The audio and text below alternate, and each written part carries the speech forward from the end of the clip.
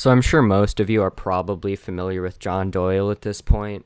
John Doyle is a paleo-conservative political commentator who says a lot of things that are not good.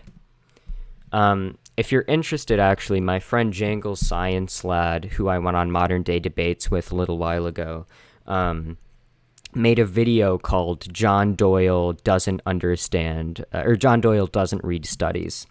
And that video is basically all about how essentially every study and every data point which John Doyle references in his videos is like wildly misinterpreted.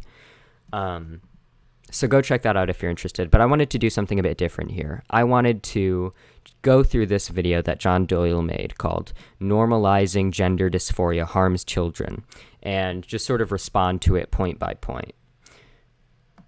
So let's get into it. Kids right now, especially Gen Alpha kids, which are kids under the age of 10, they see gender very differently. They experience gender very differently. It's a perfect time to introduce this new doll line that is truly gender neutral. Introducing Creatable World.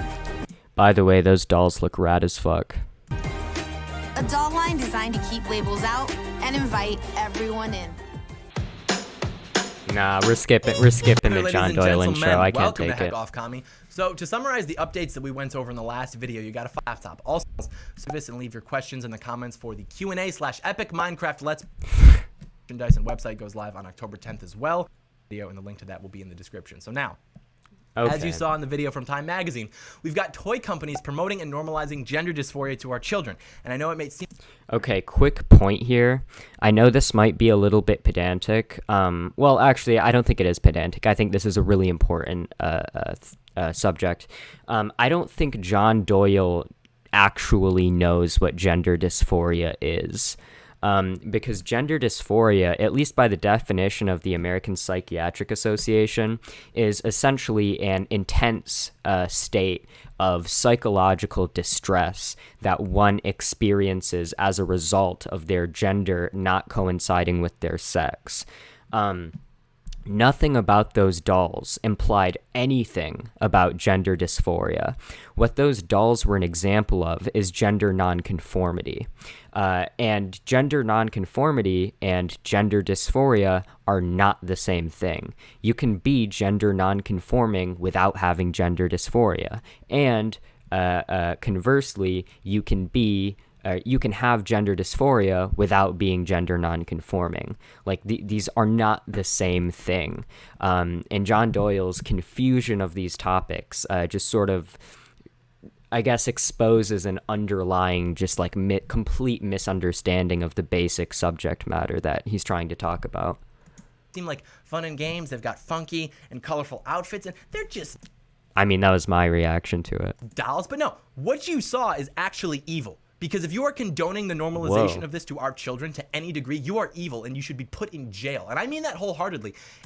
Okay, amazing. I love how John Doyle has like an American flag in his background, and then like some American World War II propaganda on his wall, an American military helmet, an American military gun, an American mug, an American flag pin on his shirt, a bunch of like pro-American propaganda on his laptop.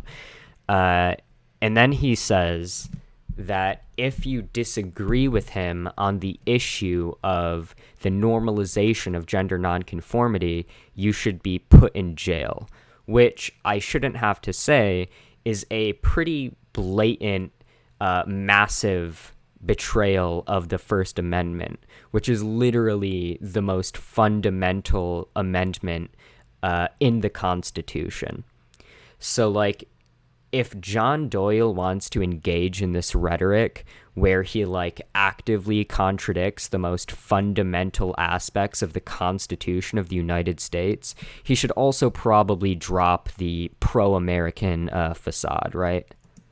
And we'll get into the data behind it, but I first want to take a second to address our friends in the... Oh, don't worry, John. We will get into the data behind it. I can't wait.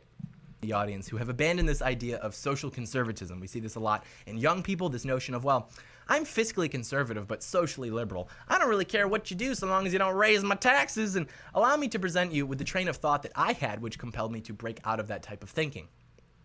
If you're a conservative in the traditional sense, you have to be conserving something. And because it's a term that has to be interpreted within a specific context, and because we're interpreting it within the American context, because we're conservatives in America, that means that we're trying to conserve the American way of life, which includes that men are men and women are women. But more important... Okay, 2 points of interest here. For one, John Doyle says that the argument which he found compelling against social progressivism and fiscal conservatism, the argument that he found compelling is that if you call yourself a conservative, you have to be conserving something, and if you're an American conservative, you have to be conserving traditions in America, and one of those traditions is, rigid traditional gender roles. The problem with this argument is that it's just literally not a logically valid argument, okay? Because what is an argument? An argument is just a reason to believe that any given thing is true. And what is a logically valid argument? It's just a logically valid reason to believe that any given thing is true. So the question then is the fact that X position follows from the label which you've arbitrarily chosen to identify with evidence that X position is true? Obviously not, because we don't like he sort of got it backwards, because we don't pick what labels we identify with based on, or we don't pick what political positions we hold based on what labels we identify with. We pick what labels we identify with based on what positions you hold, right? This just seems really weird to me. I guess this doesn't have a ton of relevance to the broader topics that are going to be talked about in this video, but I feel such a basic misunderstanding of basic logic should will set the tone for the rest of this video. Also, he frames the debate as a debate over whether or not men are men and women are women, but that's not the point of contention, right? Because people who advocate for the validity of trans people and for the normalization of trans people aren't making the argument that men and women aren't separate concepts. If men and women weren't separate concepts, then the phrase trans men are men literally wouldn't mean anything, right? So that's not the point of contention. The point of contention is whether or not one's gender necessarily must coincide with one's sex. So this is just I guess a straw man. Importantly, your point of defense is basically lost. Because if you're a fiscal conservative but a social liberal, and you're oh, well, I'm not really too concerned with this, people can do what they want to do. Well, in case you haven't noticed, what they want to do is promote and normalize delusion in society. They are trying to redefine the most obvious and undeniable truth of humanity, which is that there are men and there are women, and the two are different. And you don't get to choose which one you are. And understand that once they can convince the culture that men can be women, women can be men, gender is just socially constructed, once they can achieve that, they can achieve anything. If they can convince the society that gender as we know it and as we've always known it is incorrect, do you really think that society will at that point still be reasonable enough to hear you recite your favorite free to choose argument in favor of low taxes?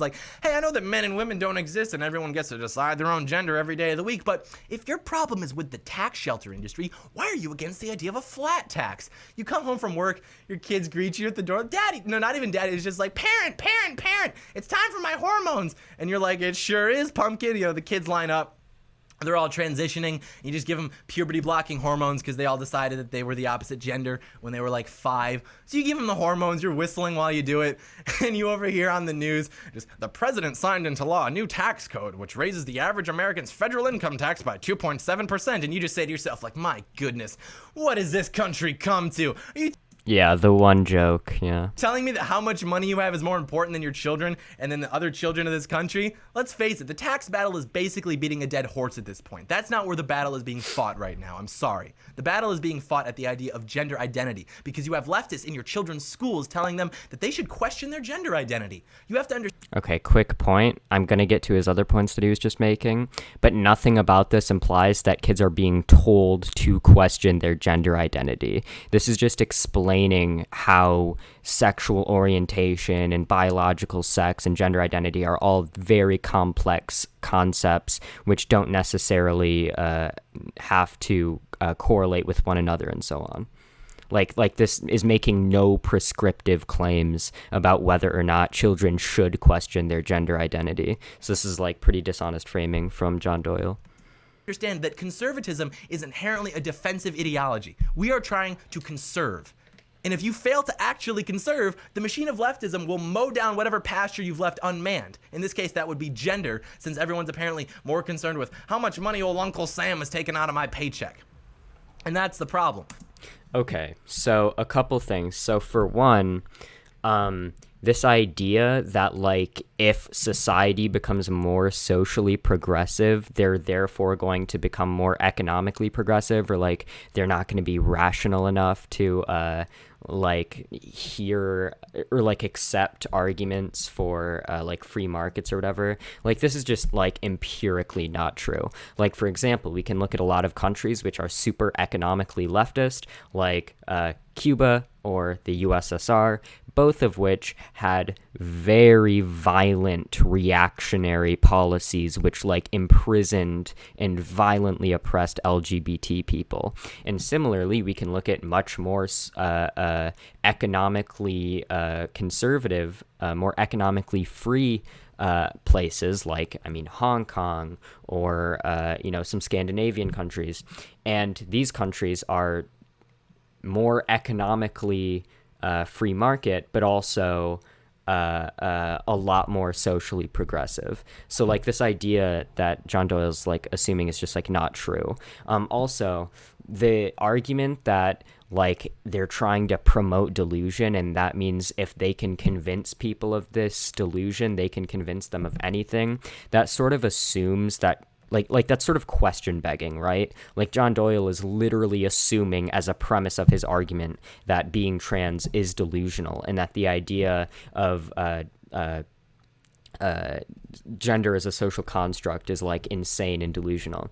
But he's literally like smuggling in as a premise of his argument like the entire point of contention.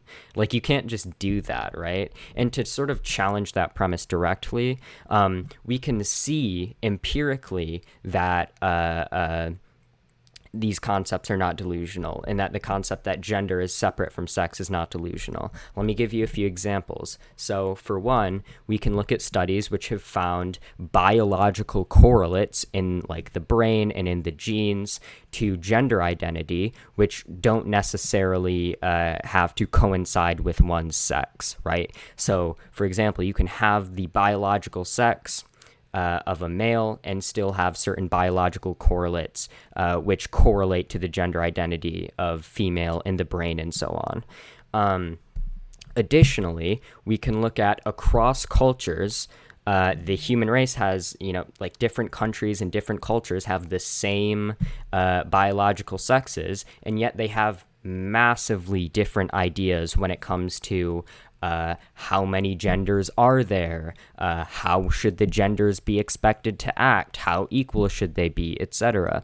And even if you just want to look within individual countries, our ideas about gender change massively over time.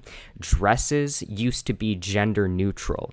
The color pink used to be for boys, and the color blue used to be for girls. The term girl used to be a catch-all for kids of both genders. Like the traits and the things that we associate with gender do change massively over time. And this just goes to show that like these concepts of gender and sex are separable, and we lose our ability to properly analyze these issues if we just consider gender and sex in terms of like they're the same thing.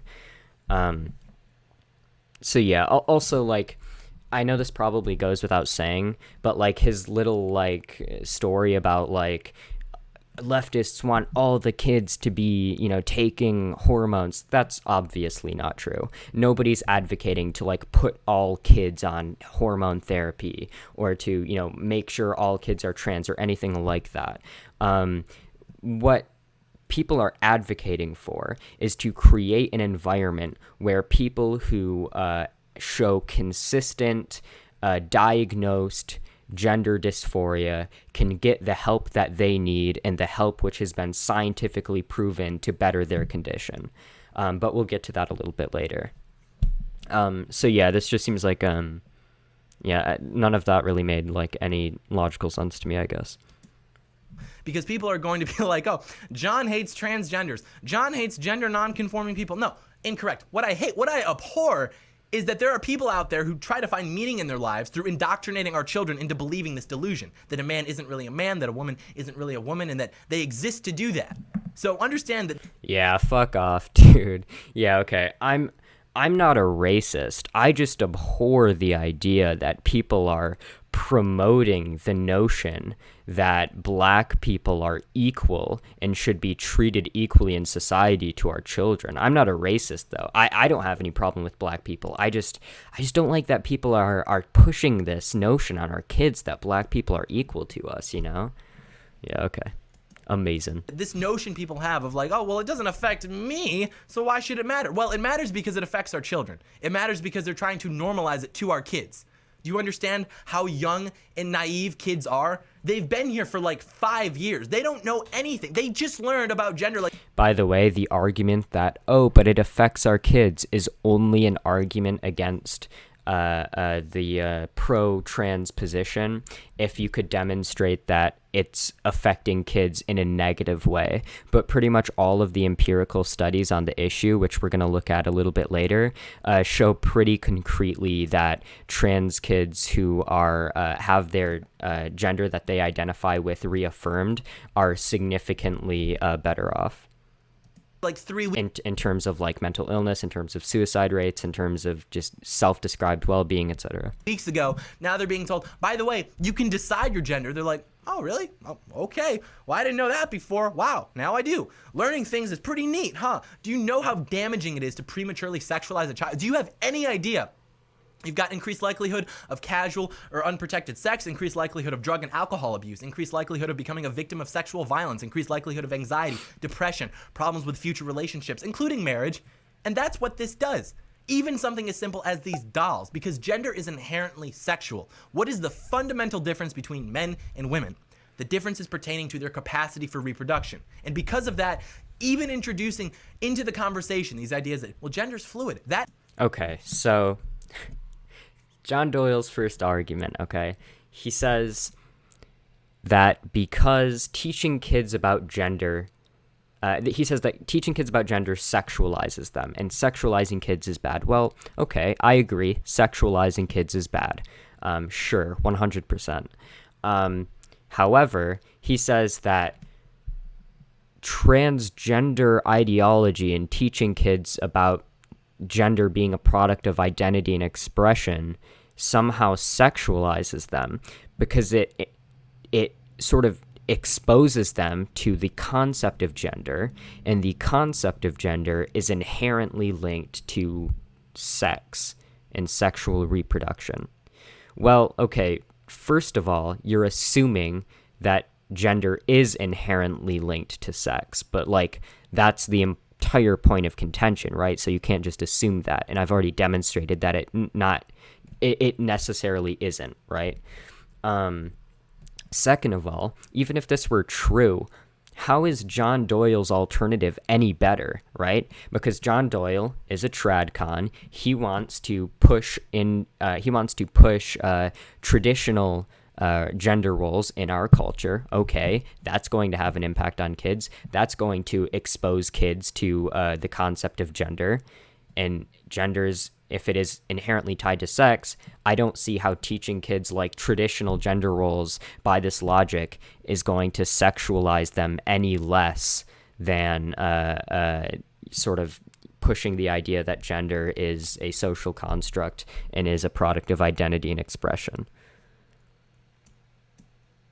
That opens the door for these children to be presented with things that they don't need to be presented with, like Drag Queen Story Hour, where your young children can go watch grown men dressed up like bimbos twerk, and you're just there in the audience just taking pictures for Facebook so your coworkers can give you feedback on how tolerant and woke you are. What does that do? It prematurely sexualizes children.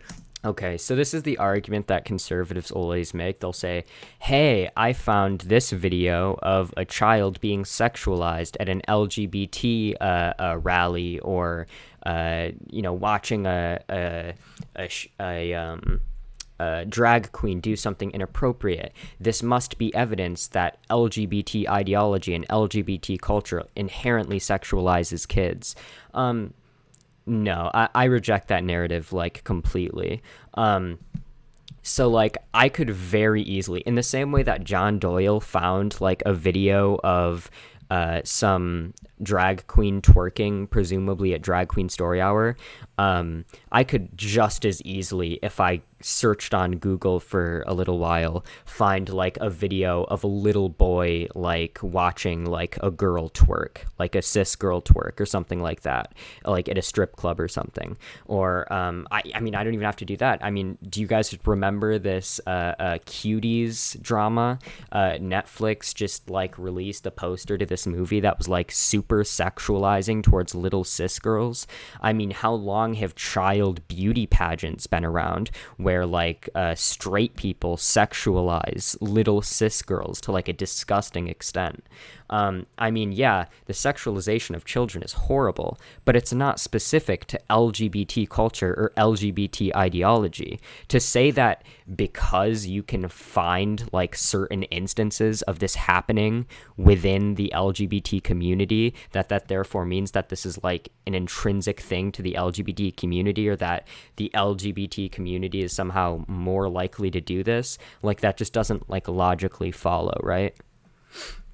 You've got a culture that embraces and celebrates pornography, both hardcore and softcore. I mean, little Timmy can't even go get a Twix bar in the checkout line without seeing a Kardashian mostly naked on the front of a magazine. We've got the average age that a child is exposed to hardcore pornography being 11 years old, and now we've got a cultural narrative. I like how he's just giving examples that like actively contradict his earlier claim that like the sexualization of children is a product of LGBT ideology, which like clearly is false if like in large part the sexualization of our culture that he's acknowledging come from like heteronormative culture. Like, I don't know if you know, buddy, but Kim Kardashian isn't a trans person. Kim Kardashian is a cis person, right? Like, I just don't get like the confusion. Like, yes, the sexualization of kids exists in LGBT culture. It should be radically opposed and stamped out. It also exists in heteronormative culture, and it should be radically opposed and stamped out. But the fact that you can like find these anecdotes isn't proof that it's disproportionately prevalent within the LGBT community, or even specifically prevalent to the LGBT community, or anything like that. That serves to promote gender dysphoria to our children, to convince them that before they're even tall enough to ride most roller. Nobody is trying to promote gender dysphoria to our children. What we are advocating for is that children who have been diagnosed with gender dysphoria get treated in a way that is most conducive to their well-being, right? Like, nobody is trying to promote gender dysphoria. Nobody has ever advocated that okay, maybe you can find like a troll on Twitter or something, but nobody advocates for making more kids have gender dysphoria. Like, this is so strange. Like, this is just such a strange, like, straw man that he's making. Roller coasters that you get to decide your gender. And you think it's a coincidence that all of a sudden we have a rise in gender dysphoria. A coincidence that now 27% of adolescents in California identify as gender nonconforming. Does John Doyle think that his audience can't read? Because he just claimed that this survey says that 27% of California students identify as gender nonconforming, but that is not what the survey says. The survey says 27% of California adolescents say they are viewed as gender nonconforming. And then right below it says the survey measured youth's perception as how they are seen by their student peers, not by how they identify. This is a crucial distinction. And just conflating these two things, which are like completely different. Like, I don't know. I don't know. Because in this video, John Doyle misrepresents a lot of studies. But with this one, it says it twice. It says it twice on the headline. A coincidence that now 27% of adolescents in California identify. Yeah, see? Like, in giant, you can see right there in giant words that the study doesn't say what he's saying it says, right? And additionally, again, gender, he said, like, this is representative of a rise of gender dysphoria. Even if this were about identity rather than how students are seen by their peers, gender nonconformity and gender dysphoria are not the same thing. As gender nonconforming. It's not. This is an awful thing to be doing to our kids. And they maintain that, well, we're not really doing anything to the kids. We're just creating an open and more accepting environment for people who have really always been this way. But now, since society's more accepting, they're comfortable with expressing that. Maybe. We've seen the rates of LGBT people in America increasing every year, but interestingly enough, the only statistically significant increase is coming from the younger generations. The younger generations that, frankly, never really lived in a version of America that they would perceive to be unaccepting. The reality of the situation is that if the society were becoming more accepting, prompting long-closeted members of the LGBT community to finally be able to express themselves, you'd see the trend be about the same for all age groups. But it isn't. The increase in LGBT Americans is being caused almost exclusively by the younger generations. That's not true. That's not what you would expect. If it were true that the reason more people are coming out as trans is because, or LGBT, and first of all, it's really weird that he would conflate, like, he's talking about trans issues, and he's trying to talk about an increasing prevalence of, you know, kids being trans, and he's going to, like, conflate that with Gallup data about, like, LGBT identities in general. I mean, why not stick to the metric that we're supposed to be talking about? That seems a little bit weird to me. But second of all, his point here that, like, the fact that it's young people disproportionately who are identifying more as trans and LGBT as opposed to older generations is somehow indicative that therefore it's not the case that they're doing so because now they're being accepted and being able to come out. Like that seems like a really unfounded assumption to me, because, like, okay, so imagine two different people, okay? Person one is like 60 years old. Person one lived in a violently transphobic, homophobic culture for decades. Their parents are transphobic, their friends are transphobic, their siblings are transphobic, their culture is transphobic, and they've internalized the transphobia that they've been constantly surrounded with, etc. And now imagine person B, who has grown up in a culture that's more accepting than it used to be of trans people. Of course, even if person A and person B are both trans, of course, person B is going to be more likely to come out as trans and be confident in that, because they didn't live under decades of transphobia. They haven't formed social ties with their family, which would be harmed by them coming out as trans, or at least they're less likely to. So, like, this idea that this data contradicts the claim that the increase is due to trans people being able to be more comfortable, like, this data does not contradict that hypothesis. And also, on that note, if you're going to make the argument that America's rate of LGBT people is increasing because we've become more accepting as a society, you cannot also make the argument that LGBT people are oppressed in this country. That is intellectually dishonest, my guy. What? Holy shit. Okay. So, John Doyle is arguing that saying we are less transphobic than we have been in the past somehow contradicts the idea that we are still transphobic. That doesn't follow. That doesn't logically follow. Like, in the same way that just because black people aren't currently being enslaved and we don't have Jim Crow anymore, meaning that we are less racist than we used to be, that doesn't mean that there aren't still systemic examples of systemic racism in our country when it comes to black people being disproportionately arrested for the same crimes and so on. So, like, yeah, like, this is just so weird to me. Like, the fact that you've gotten better doesn't mean that there isn't still a problem. And the true agenda here is, of course, to just redefine objectivity and to redefine truth. Because again, if they can redefine gender and if they can convince you to buy into it, they can convince you to buy into anything. And the great strategy that they have by which they can demonize any opposition to this is to claim that being transgender or having any other gender identity than what you were assigned at birth, which is a mental disorder, by the way, according to the DSM, Wrong. Here's an article, or not an article, but here's a page from the American Psychiatric Association, which is the academic organization which publishes the DSM. Is being transgender a mental disorder? Let's see the answer.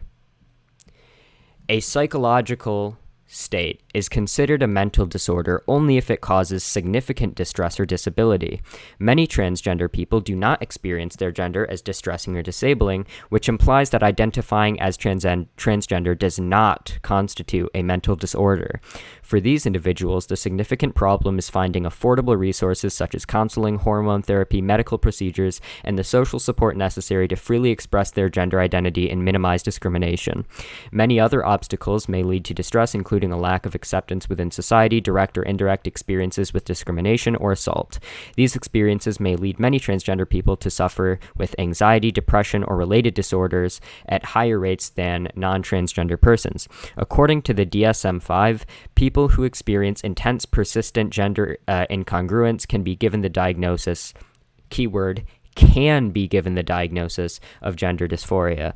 Some contend that the diagnosis inappropriately pathologizes gender noncongruence and should be eliminated. Others argue that it is essential to... Okay, this part doesn't really matter as much. The point is, John Doyle makes the argument that according to the DSM, being trans is a mental disorder. Here's the American Psychiatric Association, which publishes the DSM, saying that according to the DSM, being transgender is not in itself a mental disorder.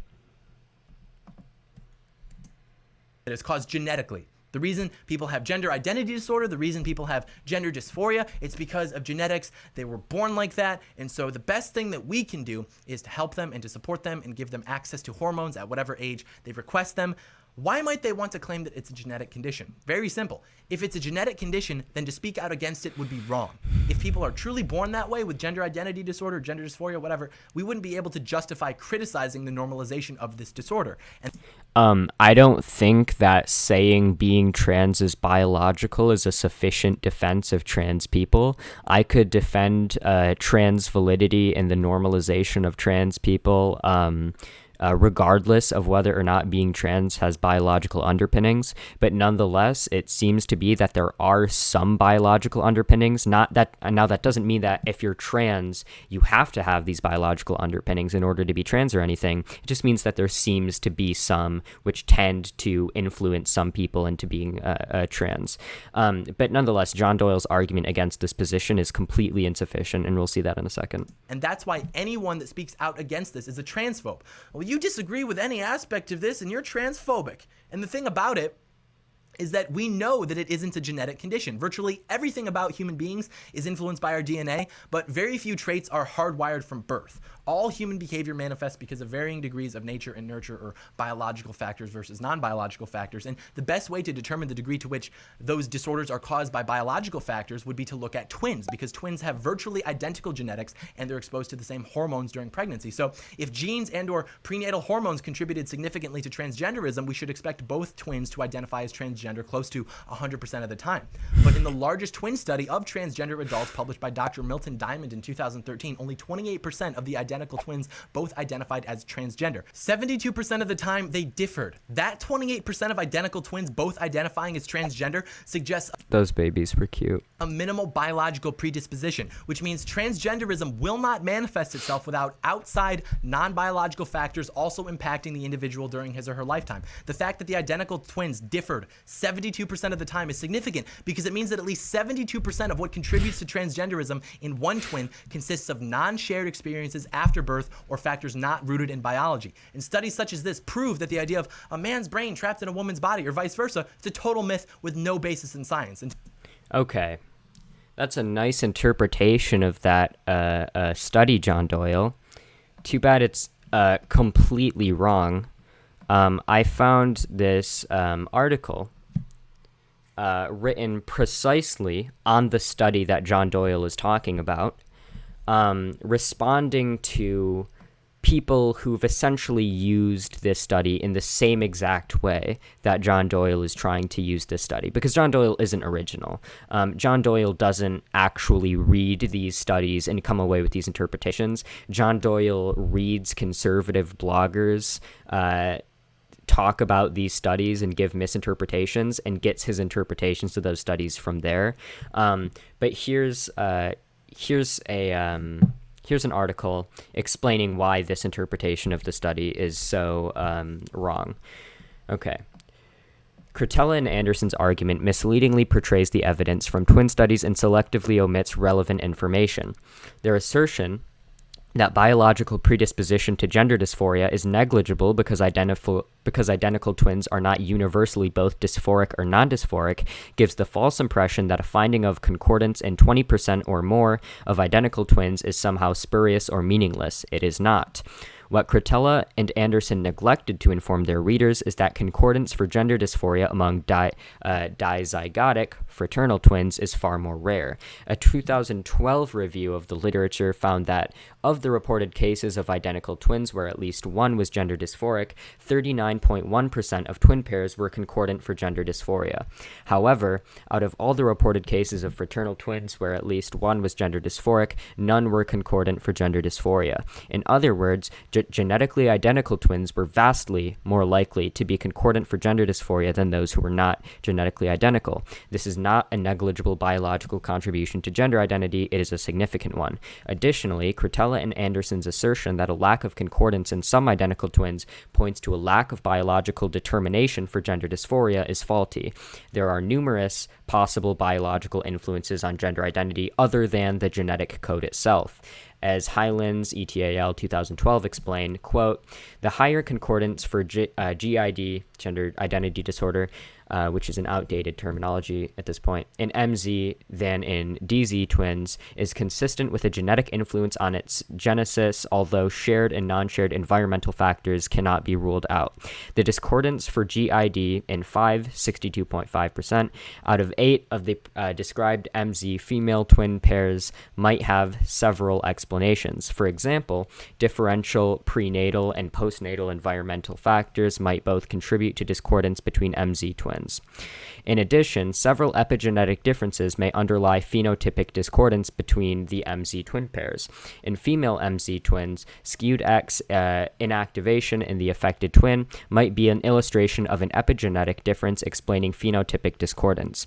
A study by Fraga et al. Demonstrated that epigenetic differences increase during the lifetime of MZ twins, which may help to understand phenotypic differences. Genetic differences between concordant and discordant MZ twins are illustrated in a recent study by Brudder et al. Showing copy number variations in their genomes. These findings suggest that CNV analysis in phenotypically discordant MZ twins may provide a powerful tool for identifying disease predisposition loci. On the basis of these and other twin and family studies, Polderman et al. 2018 have proposed a polygenic threshold model for gender identity, concluding that there is significant and consistent evidence for the role of innate genetic factors in the development of both cisgender and transgender identities, a negligible role for shared environmental factors, and a small potential role for unique environmental factors. Cretella and Anderson do a disservice to their readers when they neglect this evidence in favor of their own motivated oversimplifications of biology.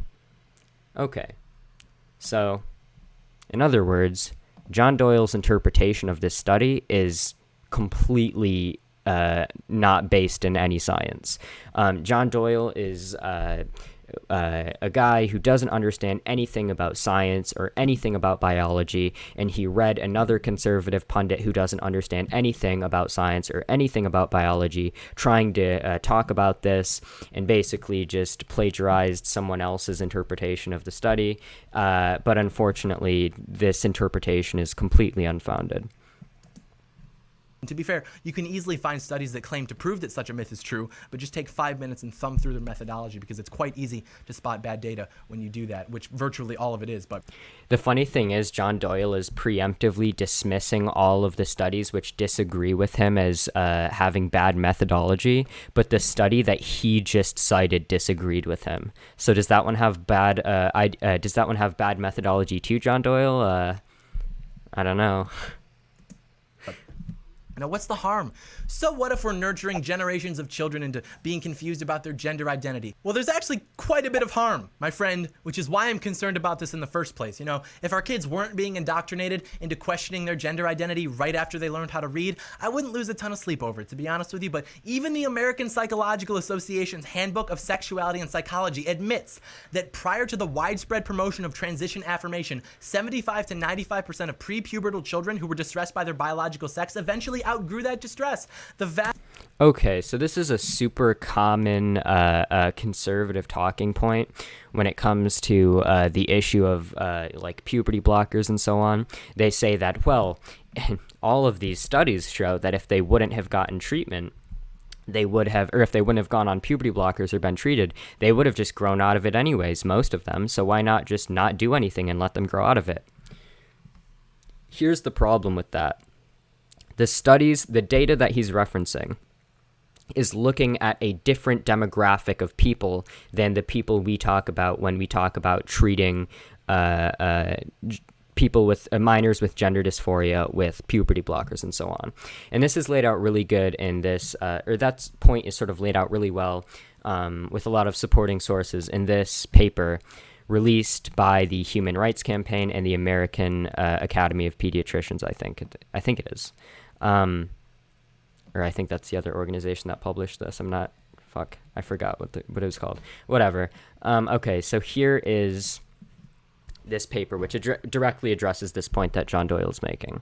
Okay, it is true that that most gender-expansive children and even some children with gender dysphoria do not become transgender adults. Indeed, some children become more comfortable with their assigned gender as they reach adolescence. Unfortunately, delayed transition advocates often support their claims with misleading interpretations of research. More important, they have few answers for children whose development and well-being are disrupted by gender dysphoria.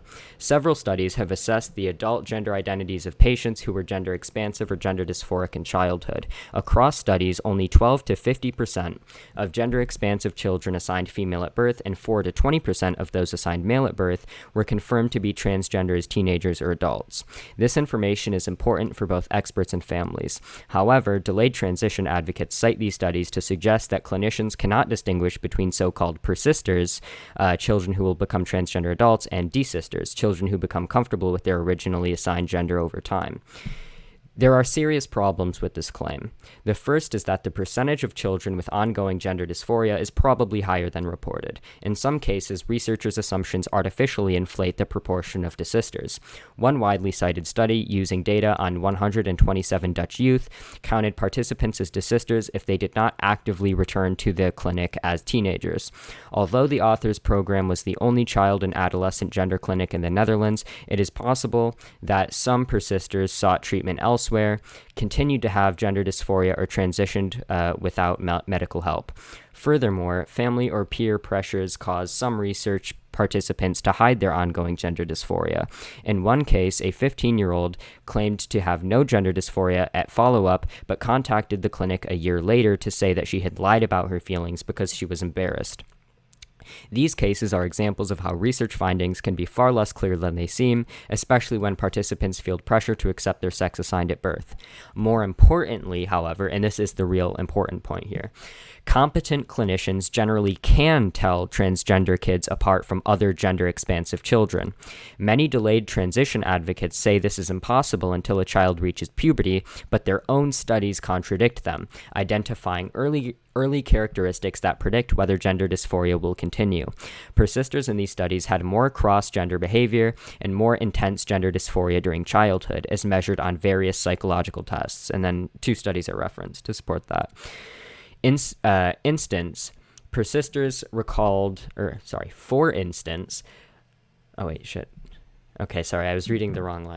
Interviewed later, they also described their childhood experiences with gender differently. For instance, persisters recalled insisting that they were the other gender, while desisters had said they wished that they were that gender. If experts can tell transgender and non-transgender children apart, then why do studies include so many desisters? The answer is that these studies include children who were never considered likely to be transgender. Some were brought to clinics simply for being masculine girls or feminine boys, but they were not substantially uncomfortable with their original gender category. Certain studies did require that children have a psychic diagnosis of gender dysphoria or an older, outdated diagnosis called gender identity disorder.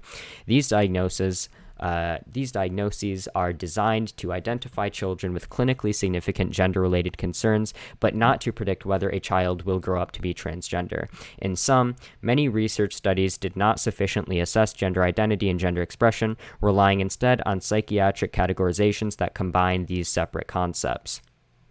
In light of these facts, it is clear that many children who are gender expansive or have mild gender dysphoria do not grow up to be transgender, but these are not the children for whom competent clinicians recommend gender transition. So, to summarize really quickly, the problem is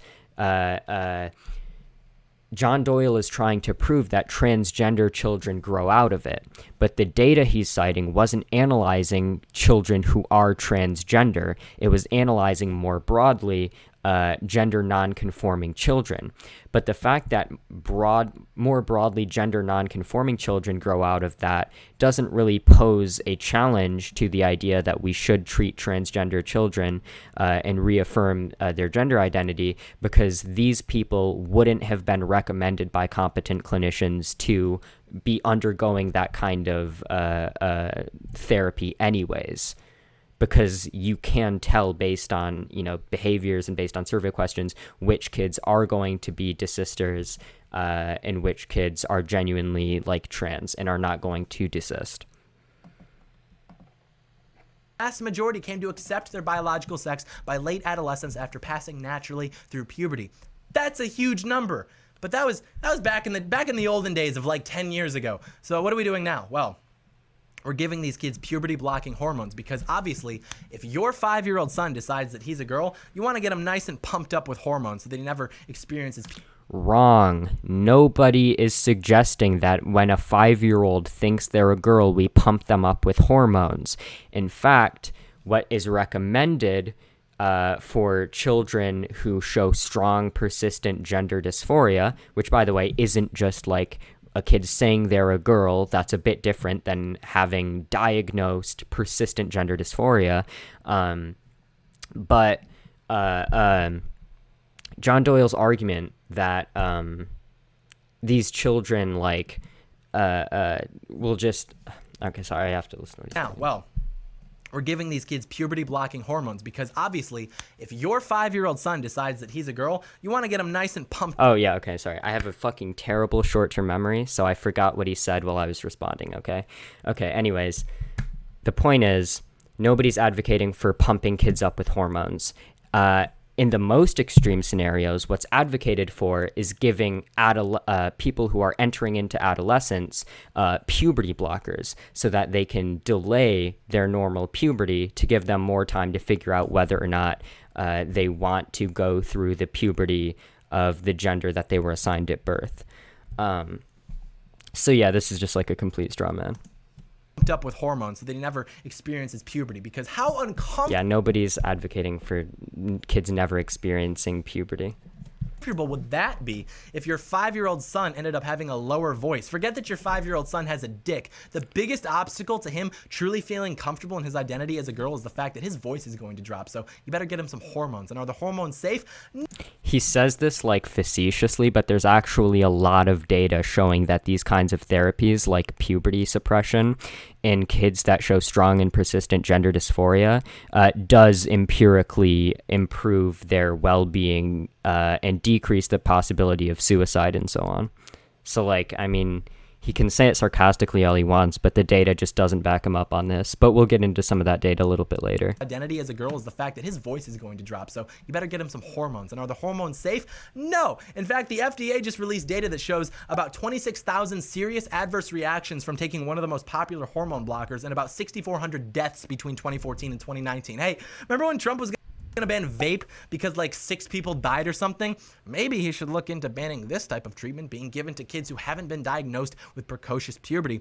Okay, so let's talk about that for a second, because when I heard John Doyle say this, that the FDA just released all these numbers about how puberty blockers are killing kids, I thought, holy shit, is this true? Why the fuck haven't I heard about this? And then I looked it up. This was the first article that came up on a Google search. That took me about 5 seconds to type in. This is the first article. A viral fake news story linked trans healthcare to thousands of deaths. Holy shit. John Doyle, in his video, cites a source which, when you look it up for verification, the first thing you find is a major news story about how what he's referencing is a viral fake news story. All right, but let's look at this a little closer. A recent article published by Catholic news outlet LifeSite News alleged that drugs used to treat gender dysphoria in some transgender children are linked to, quote, thousands of deaths. And then it says down here, the problem is the thousands of people who die while taking these drugs are likely the terminally ill cancer patients who receive hormone blockers to fight hormone-sensitive cancers like prostate cancer. So John Doyle is taking a story about thousands of people dying while taking puberty blockers because they have cancer, in asserting that this is like evidence that healthy children are being killed by puberty blockers. So yeah, this is an extremely sloppy use of, or an extremely sloppy reference here. Why John Doyle would cite an obviously well-known fake story to spread misinformation, I have no idea. Which is what it was intended for, because kids with this condition began secreting pubertal hormones at an unhealthy level too early in their development. Yeah, really makes you think, huh? No, not really. That doesn't make me think about shit. Like, that's not... this isn't something specific to puberty blockers. He's making the argument that, like, because it was developed for something else and is now used for treating like trans people, that's indicative of like that it's bad or something. That happens all the fucking time. Like, this is insanely common that a treatment developed for treating one thing then starts being used in the medical community for treating other things. Like, this is insanely fucking common. Like, and the fact that John Doyle doesn't know this, like, Jesus Christ. Maybe if 75 to 95% of prepubertal children will outgrow their gender confusion, maybe we shouldn't be pumping them with dangerous drugs that try to... He's talking about a different demographic when he says that, so this isn't actually applicable to the argument he's trying to make. ...to eliminate the possibility of them outgrowing their delusion. And this brings us to the final question. What's wrong with being transgender? What's wrong with not identifying within the traditional male-female binary? And the answer to that question is nothing. Based.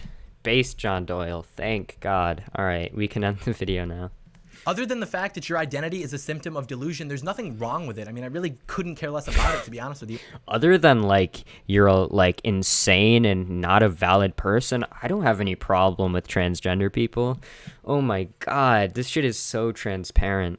And I truly wish you the best of luck with your condition. And I mean that because these people... No, he doesn't, because he advocates against the treatments which have been scientifically, the treatments and the cultural shifts which have been scientifically found time and time again to make these people better off. He's saying, I want you to be better off, but by the way, I'm going to try to deny you access to all the things which have been found to make you better off.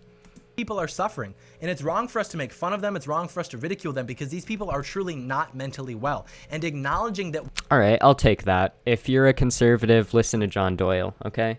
If I'm not going to convince you that, you know, trans people are valid and we should normalize being trans, at the very least, I hope you can agree, okay? You shouldn't harass trans people. It's bad. You shouldn't harass anyone. What they're going through is a mental disorder is not to insult them. It's just to recognize the reality of their condition and try to support them. But the reality which isn't supported by any of the empirical data. The way to support them is not to pretend that what they're going through is normal, and it's certainly not to promote this disorder to our children. Those children who then go... So he says that the solution to this condition is not to normalize these people and treat them as normal. And that's very interesting that John Doyle would say that, because I have a research document, okay, which is in all ways superior to Vosh's. I'm just kidding. Vosh's research document is good, but I wanted my own for my own purposes. Okay, so here's the portion of stigma. Okay, let's just look at some of these studies. A 26 study published in The Lancet finds that the distress, impairment, and frequency of mental illness within the trans population primarily arises in response to discrimination, stigma, lack of acceptance, abuse, etc.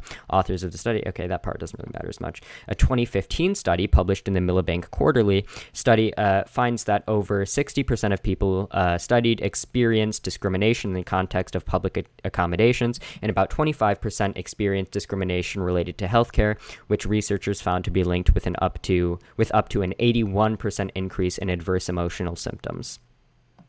A 2016 study published in Pediatrics finds that transgender youth whose families, friends, and teachers were accepting of their gender identity had equivalent levels of depression and only marginally higher levels of anxiety compared to the general population.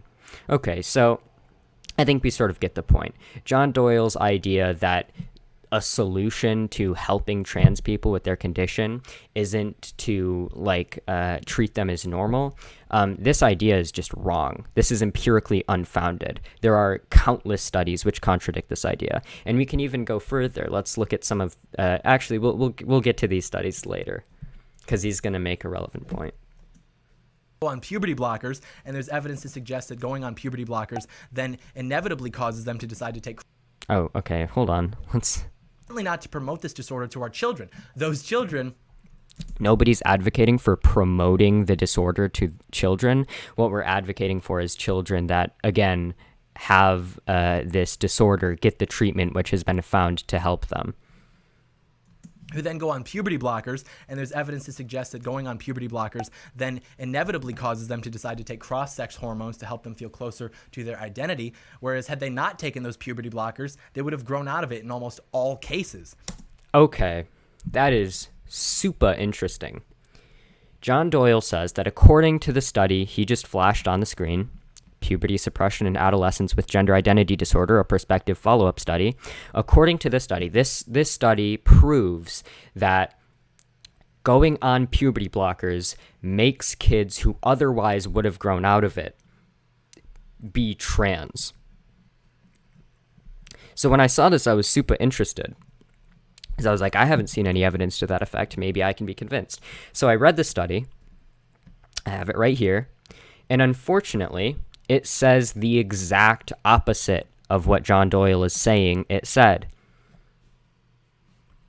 Let's look at this quote from the study he's referencing. I'm trying to find the quote. Okay, yeah. None of the gender dysphoric adolescents in this study renounced their wish for gender reassignment during puberty suppression. This finding supports earlier studies showing that young adolescents who had been carefully diagnosed show persisting gender dysphoria into late adolescence or young adulthood. Interesting. So according to John Doyle, all of the people studied in this study who went on puberty blockers didn't desist because they went on puberty blockers. Whereas if they wouldn't have gone on puberty blockers, they would have desisted. But according to the study, this isn't why that happened at all. According to the study, the reason none of these kids desisted is because they were carefully diagnosed, which is what I was talking about earlier when we were reading that paper by the Human Rights Campaign and the American Academy of Pediatricians or whatever. Or I think it was the American College of Pediatrics. The crucial point is that clinicians can tell or can distinguish between kids who are likely to desist and kids who are not. And when carefully diagnosed, it is very, very rare that you see desisters. So John Doyle's just completely misrepresenting the study. It causes them to decide to take cross-sex hormones. Oh, and by the way, this is a more minor point of the study. The main point was how effective puberty blockers is. And John Doyle would be really interested to hear the results. Because if you look at the abstract, if you look at results, behavioral and emotional problems and depressive symptoms decreased while general functioning improved significantly during puberty suppression. Feelings of anxiety and anger did not change between TO and T1. Okay, but the point is,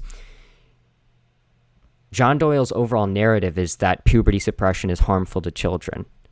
The study, which he just cited and apparently didn't read, flatly contradicts the narrative of this entire video.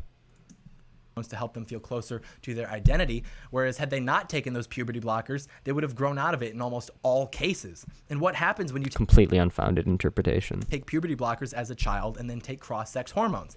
You become sterilized. This is true.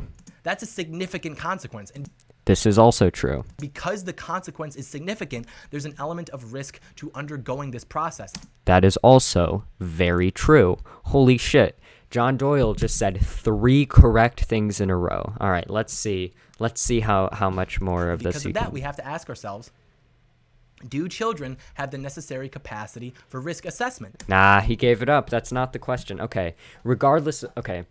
This is what conservatives do a lot, is they'll say, but children, they can't make decisions. We don't even let them choose, if they want an iPhone or something. Why would we let them choose their gender? Okay, the problem is, it's not like we're just a children says, hey, I'm a bit uncomfortable with my gender. I want to take estrogen. And then the doctor's like, oh, that's all the info I needed. Here's your pills of estrogen. And then the kid just eats them like candy. No, that's not what happens. Diagnosing a child with gender dysphoria is an extremely complex, drawn out, and thoughtful process, which involves the child's family, and several therapists and doctors and clinicians who make an educated choice about whether or not this is an appropriate treatment given the symptoms the child is exhibiting, right? So this narrative of the idea that this is a risk to reward ratio and kids don't have the ability to assess that. You could say that about any medical thing, right? Yeah, having a tumor removed is also probably a big decision that a child doesn't probably have the cognitive ability to properly assess and make. But that doesn't mean that when a 4-year-old has a fucking brain tumor, we don't cut it out, right? I don't get where this is even coming from. And the answer to that question is no. Children are not cognitively developed enough to assess risks. Not only will any neuroscientist tell you that, any parent will tell you that.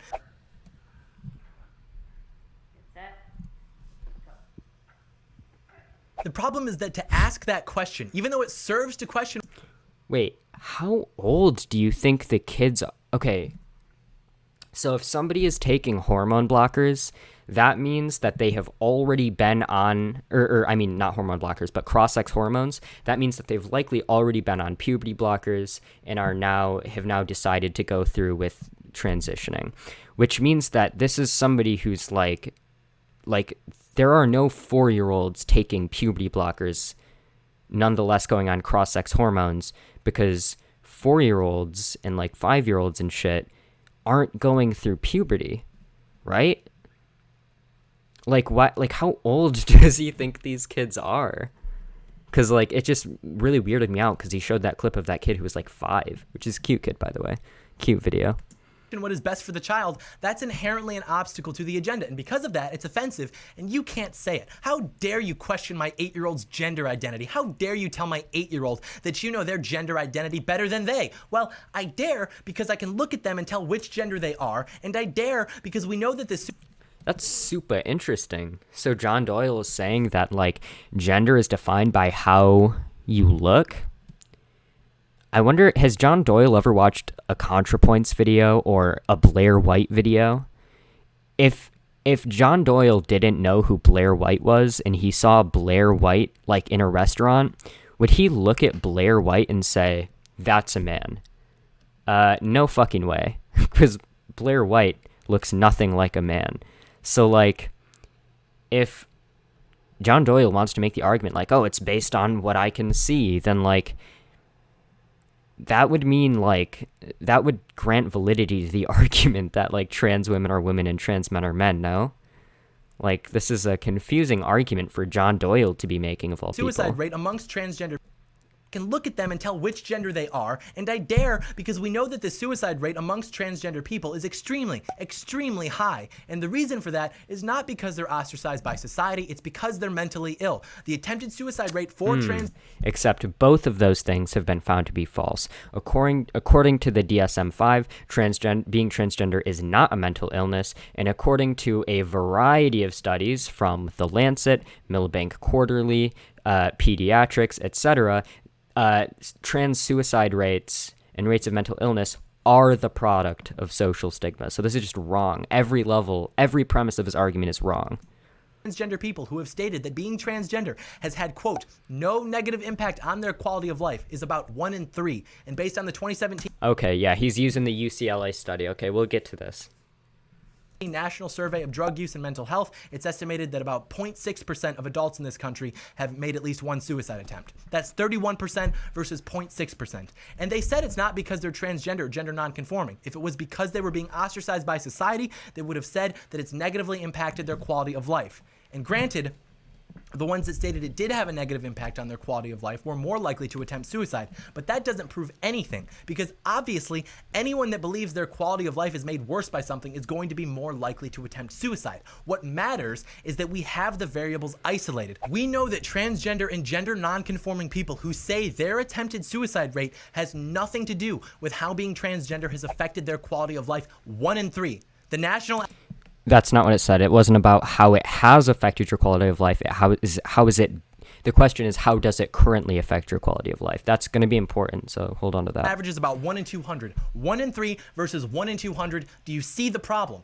And we also know that the methods for treating this condition, which are methods that seek to treat it as if it's not a psychological condition, but rather an endocrine-related condition with your hormones and such, methods such as hormone therapy, genital surgery, breast removal, etc., all that fun stuff, all of this has shown no reduction in the likelihood that they attempt suicide. In fact, it typically even increases the likelihood that they attempt suicide. So from this information, we know 2 things. Firstly, this is the likelihood... Okay, wait, let's look at this, okay? Okay, the words up there, okay, are clouding out. They attempt suicide. All right, okay. Table 5, lifetime suicide attempts by responses about transition-related healthcare. And then they talk about what they've had, and then they look at their suicide rates, okay? So from this information, we know 2 things. Firstly, the reason that they're committing suicide is not because of how society treats them. And secondly, the way to prevent them from committing suicide is not to provide them with hormones and surgeries. And in fact, that's actually been shown to increase their likelihood of suicide. We already know that over 90% of people who... Okay, So before we move on to this next point, let's talk about the UCLA survey. So John Doyle is arguing that based on the UCLA survey, we can conclude that transgender suicide rates are not because of stigma and that transitioning doesn't help them. The problem with the UCLA survey is that it doesn't take into account like timetables. It doesn't take into account the time period wherein these people reported suicide. Okay, so let's imagine a scenario. Okay, they ask a trans person who used to be really negatively impacted by being trans, but have more or less come to accept it. They say, hey, is you being transgender currently negatively impacting your life? And you would say, no. But then they ask you, have you attempted to commit suicide? And you say, yes, because being transgender used to negatively impact your quality of life. And so you would be counted by giving those series of answers, even if being trans is the societal stigma of being trans is what caused you to commit suicide or attempt suicide when you attempted it.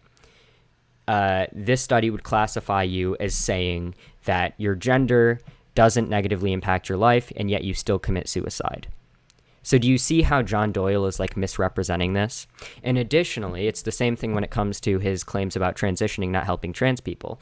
It asks you, have you had this surgery and have you committed suicide?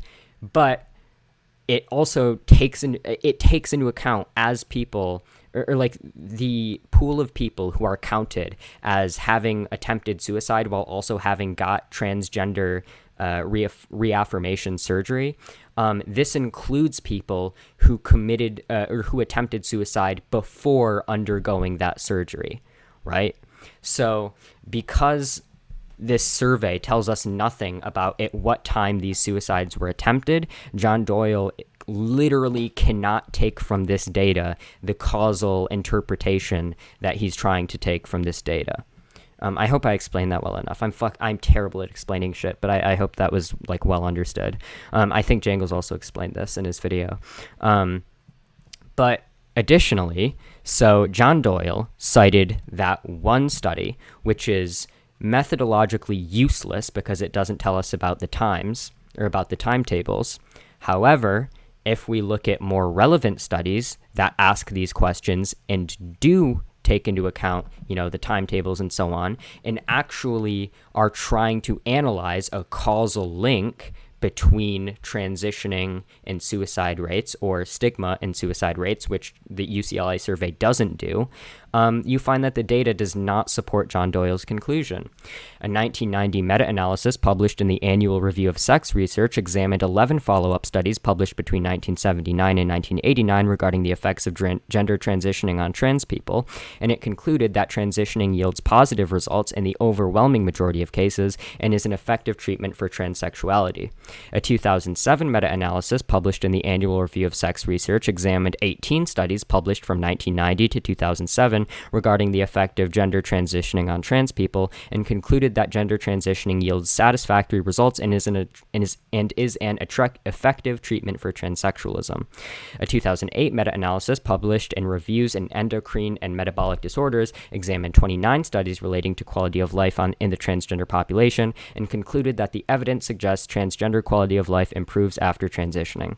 A 2010 meta-analysis published in the Clinical Endocrinology examined 28 studies relating to gender transitioning's impact on trans people and found that gender transitioning alleviated gender dysphoria and improved quality of life in about 80% of cases. Additionally, we can look at that Cornell University analysis of 55 studies relating to the impacts of transitioning on transgender people, which found that 93% of the studies analyzed found that transitioning improves the overall well-being of trans people. 7% of the studies reported mixed or null findings, and 0% reported that transitioning harms trans people. So, and the same thing goes with the stigma, but we already went over those studies.